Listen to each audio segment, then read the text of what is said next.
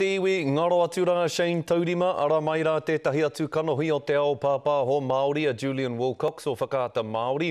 Ka rea noa Wilcox kia whakae, kia whakahērā nei i ngā kō himuhimu, e rere ana i te takiwā mo tōna tōmina kia tū ia māreipa ki te tūru o Tahamaki Makaurau.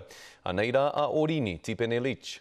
I te whare o whakaata Māori a Julian Wilcox i te rānei, e karo ana i ngā inui pāpāho kia whakamōhiotia mena katono ia mo te turu o Tahamaki Makaurau, Māreipa. Ke toa a Wilcox i te ao pāpāho, a ko ia te ingoa kai ngā ngutu a te marea e whakapai ana ka eke ki te taumata i tūmanakohia e Shane Taurima. Ai i hea hau, ne? I hea hau nōku aua he. Koira te take i whakawāte ai ahau i taku tūnga. Engari, kari te tonu te titiro ngai o kia Wilcox pērā i a Taurima i nā heri te tonu āra aua tūranga mahi. Ka tuku whakaera nei āreipa i tētahi tonu a Wilcox, aha koa e hara ia i te mema a te pāti.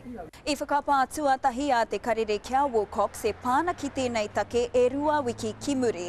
I whakautu ia i aua pātai engari ke i runga i te hōtaka kawe kōrero a whakaata Māori.